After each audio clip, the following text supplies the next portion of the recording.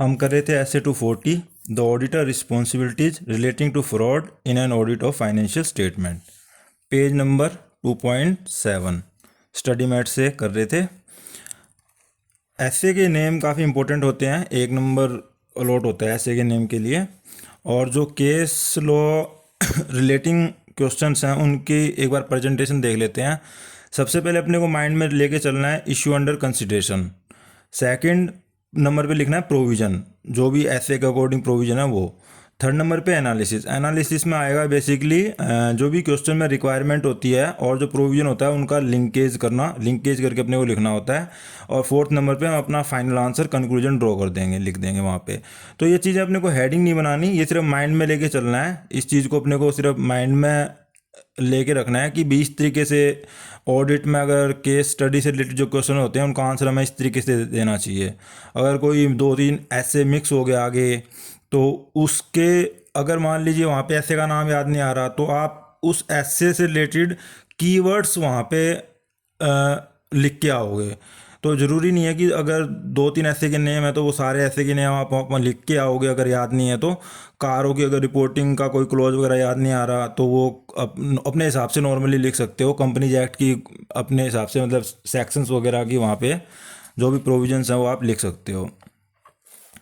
अब आगे का जो पॉइंट था वो था 2.4 पे थे अपन, topic 2.4 whose primary responsibility is to prevent and detect fraud। तो जो प्राइमरी रिस्पॉन्सिबिलिटी है प्रिवेंट एंड डिटेक्ट फ्रॉड वो जाती है मैनेजमेंट के साथ। तो प्राइमरी रिस्पॉन्सिबिलिटी जो है prevent and detect fraud rest with TCWG of entity and management, emphasis on fraud intervention fraud deterrence. तो कहने का मतलब क्या होगा कि एम्फेसिस करना होता है मैनेजमेंट को कि फ्रॉड कम हो, फ्रॉड डेटरेंस हो। डेटरेंस, फ्रॉड डेटरेंस कीवर्ड्स है, इसको याद कैसे करेंगे। डेप्रिशिएशन सिंपल वर्ड है, डेप्रिशिएशन से डेटोरिएट, तो डेटोरिएट से डेटरेंस, तो फ्रॉड डेटरेंस इस तरीके से अपन इसको ध्यान कर सकते हैं, कीवर्ड है। अब बुक में से देख लेते हैं एक बार। The primary responsibility for the prevention and detection of fraud rest with both TCWG of the entity and management. It is important that management with the oversight of TCWG places strong emphasis on fraud prevention, which may reduce opportunities for fraud to take place, and fraud deterrence, which could persuade individual not to commit fraud because of the likelihood of detection and punishment. This involves a commitment to creating a culture of honesty and ethical behavior which can be reinforced by an active oversight by TCWG। तो basically ये क्या हो गया, अपना जो responsibility man किसकी है, primary responsibility management की। ऑडिटर की रिस्पॉन्सिबिलिटी अपने को क्या करना होता है, रीजनेबल एश्योरेंस देनी होती है। तो 2.5 टॉपिक है,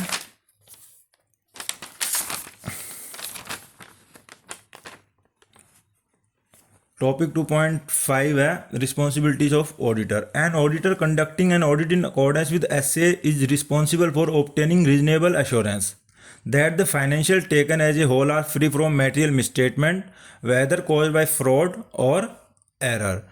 Owing to the inherent limitation of audit, there is an unavoidable risk that some material misstatement of the financial statement may not be detected, even though the audit is properly planned and performed in accordance with SAs।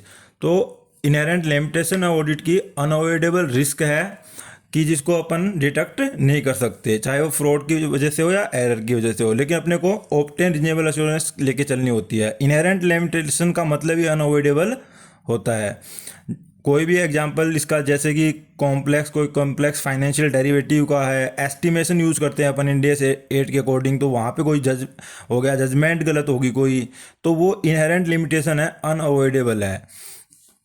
But जो material चीज़ें हैं जो अपन देख सकते हैं, check कर सकते हैं, हम उन अवॉइडेबल हैं जो, उनको अपन पूरा डिटेल में चेक करेंगे।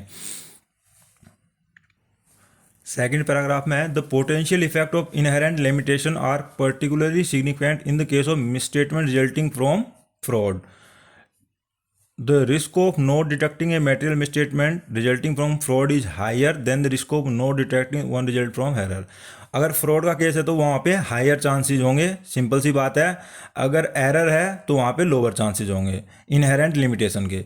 This is because fraud may involve sophisticated and carefully organized scheme designed to conceal it, such as forgery, deliberate failure to record transaction, intentional misrepresentation. क्यों फ्रॉड का है तो फोर्जरी हो गया, deliberate failure to record transaction, intentional misrepresentation being made to the auditor. Such attempt at concealment may be even more difficult to detect when accompanied by collusion.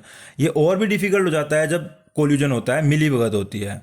Collusion may cause the auditor to believe that audit evidence is persuasive when it is in fact false.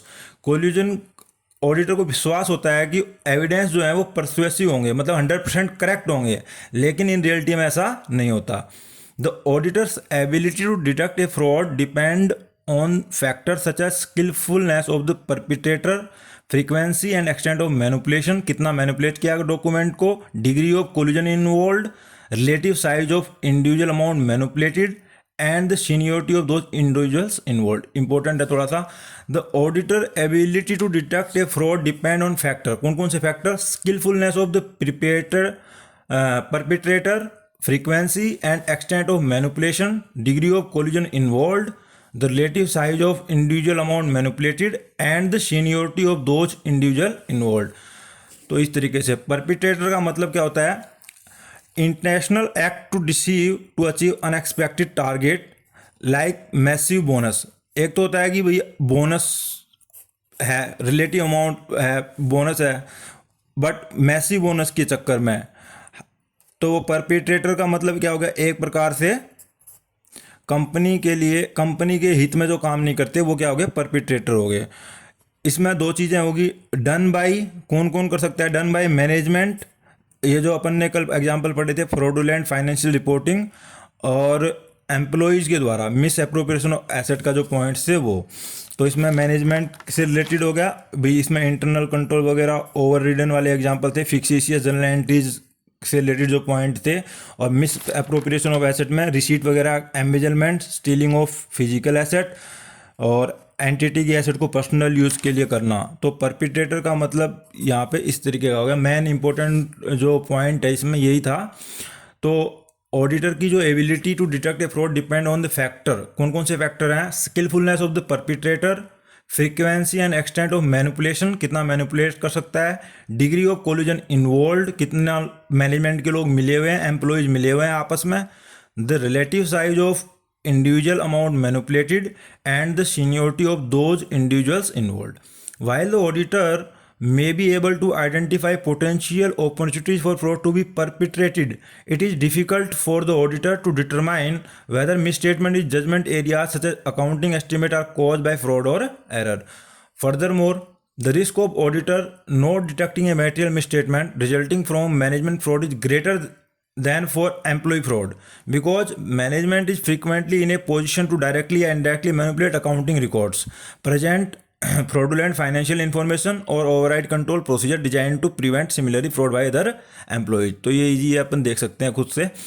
When obtaining reasonable assurance, the auditor is responsible for maintaining professional skepticism throughout the audit. जब हम काम कर रहे होते हैं तो reasonable assurance अपने को ऑब्टेन करनी होती है, ऑब्सोल्यूट नहीं होती. तो auditor is responsible for maintaining professional scepticism throughout the auditor. तो मतलब कि अवेयर रहना पड़ता है ऑडिटर को. प्रोफेशनल स्केप्टिज्म मतलब अवेयरनेस.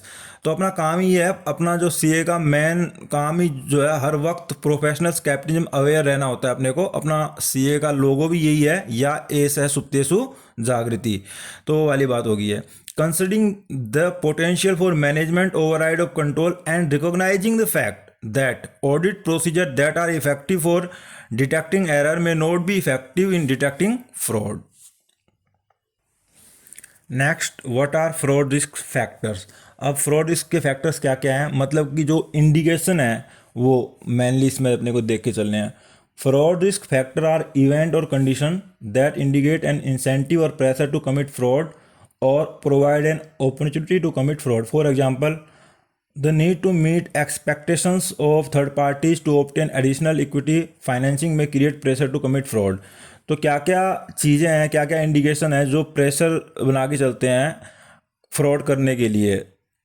तो सबसे पहला पॉइंट क्या है? थर्ड पार्टीज से एडिशनल इक्विटी चाहिए, फंड्स रेज करने हैं, वो एक रीजन हो सकता है। The granting of significant bonus देना है, सिग्निफिकेंट बोनस देना है। If unrealistic profit target are may create an incentive to commit fraud. अगर इतना प्रॉफिट अचीव हो गया तो इतना बोनस मिलेगा, जो कि अनरियलिस्टिक है, थोड़ा अनएक्सपेक्टेड है, तो वहाँ फ्रॉड के चांसेस हो गए। A control environment that is not effective may create an opportunity to commit fraud. ऐसा इंटरनल कंट्रोल या मैनेजमेंट का कंट्रोल एनवायरनमेंट है जो इफेक्टिव नहीं है, वो चीज़ क्या क्रिएट कर सकती है, एक अपॉर्चुनिटी पैदा कर सकती है फ्रॉड करने के लिए, अगर एक मैनेजमेंट का कंट्रोल इफेक्टिव नहीं है तो। Example of fraud risk factor, अब इनके एग्जाम्पल्स हैं। Following are example of fraud risk factor relating to misstatement arising from fraudulent financial reporting and from misappropriation of asset. दोनों चीज़ों की एग्जाम्पल फ्रॉडुलेंट फाइनेंशियल रिपोर्टिंग और misappropriation of asset, दोनों चीज़ें हैं। मतलब fraudulent financial reporting में जो अकाउंटिंग रिलेटेड टर्म्स से फिक्सिशियस जर्नल एंट्रीज का था एक पॉइंट, दूसरा एडजस्टिंग एजम्पशंस और मेथड का था एक पॉइंट, ओमिट हो गया, एडवांस हो गया, delay recognition in the financial statement of event transaction during the reporting period, और फिर मिस एप्रोप्रिएशन ऑफ एसेट्स में वही रिसीट वाले एग्जाम्पल थे जो, मतलब इन दोनों के चीज़ें मिक्स करके, ये नीचे के जो पॉइंट्स हैं वो दोनों के नीचे मिक्स करके आएंगे इसमें। Risk factor relating to misstatement arising from fraudulent financial reporting. The following example of risk factor relating to misstatement arising from fraudulent financial reporting. तो सबसे पहले अपन देखेंगे फ्रॉडुलेंट फाइनेंशियल रिपोर्टिंग के लिए इंसेंटिव प्रेशर्स। तो ये वाले point जो है नीचे फर्स्ट में जो पॉइंट हैं, ये इसके नीचे, ये फ्रॉडुलेंट फाइनेंशियल रिपोर्टिंग से रिलेटेड है। फाइनेंशियल स्टेबिलिटी और profitability is threatened by economic, industry और entity operating condition such as high degree of competition है, market saturation accompanying by declining margin. Competition का तो पता ही है भाई, वोडाफोन आइडिया, ठीक है, वोडाफोन आइडिया हो गया, एयरटेल हो गया। आप कोई नया बंदा अगर मार्केट में आना चाहे तो नहीं आ सकता। तो इस तरीके के एग्जांपल, जो भी कोई और भी एग्जांपल आप ले सकते हो। मार्केट सैचुरेशन भी, नया प्रोडक्ट लॉन्च ही नहीं कर पा रहा, मार्केट सैचुरेशन, डिमांड इतनी कम हो गई है। मतलब जिस पुराने टाइम में, जैसे कि पुराने एलईडी, पुराने टीवी, उनके मार्केट डिमांड बिल्कुल ना के बराबर है, तो मार्केट सैचुरेशन हो गया। Accompanied by declining margins, high vulnerability to rapid changes such as change in technology, AI आ गया। प्रोडक्ट ऑब्सोल्यूशन हो रहा है, प्रोडक्ट ऑब्सोल्यूशन एक प्रकार से मार्केट सैचुरेशन वाला एग्जांपल भी इसमें लिख सकते हो। और इंटरेस्ट रेट्स। तीसरा point, significant decline in customer demand and increasing business failure in either the industry और overall economy. significant decline in customer demand and increasing business failure in either industry और overall economy। Customer की demand में significant decline आ गया, वही ऊपर वाला example भी आ जाएगा इसमें। Operating loss making the threat of bankruptcy, foreclosure और hostile take over imminent. Bankruptcy का या फिर बिजनेस को क्लोज करने का, इस तरीके के जो हैं कोई भी, मतलब कि हो सकता है कि लॉसेज इतने ज़्यादा बढ़ गए हैं कि अपने को बिजनेस बंद ही करना पड़ेगा, बैंक्रप्सी की कगार पे आ गया। Recurring negative cash flow from operating और an inability to generate cash flow from operation while reporting earnings and earning growth. तो नेगेटिव कैश फ्लोज का पॉइंट हो गया। रैपिड ग्रोथ और unusual profitability especially compare to that of other companies in the same industry. Rapid growth हो रही है, unusual profitability है compare to that of other companies in same industry. तो same industries के मुकाबले अपनी जो ग्रोथ है वो कम है। न्यू अकाउंटिंग, स्टैट्यूटरी और रेगुलेटरी रिक्वायरमेंट, जैसे इंड एस नए आ गए या फिर और भी कोई नया शेड्यूल आ गया, कोई स्टैट्यूटरी रिक्वायरमेंट आ गया, कंपनी एक्ट में चेंज हो गया, कोई और new income tax act launch हो गया। इस तरीके की चीज़ें, रेगुलेटरी रिक्वायरमेंट जो चेंज होती रहती है, इस तरह के एग्जाम्पल इसके अंदर आ जाएंगे। तो ये जो पॉइंट था अपना, बेसिकली ये था एग्जाम्पल है, ये रिस्क फैक्टर हैं relating to misstatement arising from fraudulent financial reporting. तो टॉपिक चल रहा है अपना फ्रॉडुलेंट फाइनेंशियल रिपोर्टिंग के रिस्क फैक्टर। अब नीचे जो है वो है excessive pressure exist for management to meet the requirement और expectations of third parties due to the following.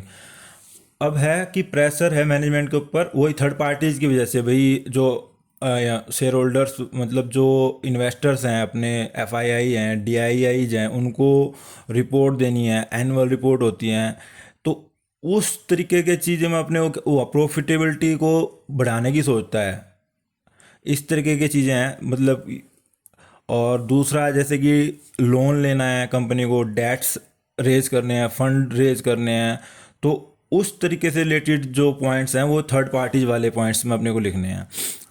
Profitability और trend level expectation of investment analysis, institutional investor, significant creditor और other external parties, particularly expectations that are unduly aggressive or unrealistic, including expectation created by management in, for example, overly optimistic press release या annual report messages। overly optimistic तो fraud में ये भी एक प्रकार का burden है, प्रेशर डालना है ये भी एक प्रकार का, क्यों ओवरली ऑप्टिमिस्टिक प्रेस रिलीज करनी पड़ी है, एनुअल रिपोर्ट डालने पड़ रहे हैं ड्यू टू हाइक या inflate our profits. Need to obtain additional debt चाहिए, equity financing to stay competitive including financing of major research and development और कैपिटल एक्सपेंडिचर, इस चीज़ के लिए हो गया।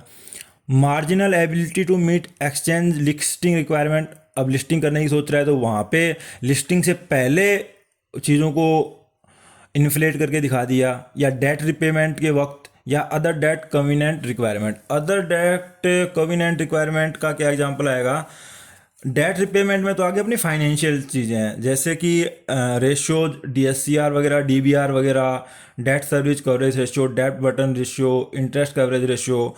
और जो अदर डेट में है उसमें नॉन फाइनेंशियल की चीज़ें आती हैं, जैसे कि फाइनेंशियल स्टेटमेंट इतने दिनों के बाद में प्रेजेंट करनी है बैंक्स में, एसेट को हमेशा मेंटेन करके रखना पड़ेगा, गुड वर्किंग स्टेटस में होनी चाहिए, कंपनी जो फैक्ट्री है आपकी वो रनिंग सिचुएशन में होनी चाहिए, इस तरह की चीज़ें इसके अंदर आ जाएंगी अदर डेट कविनेंट रिक्वायरमेंट में।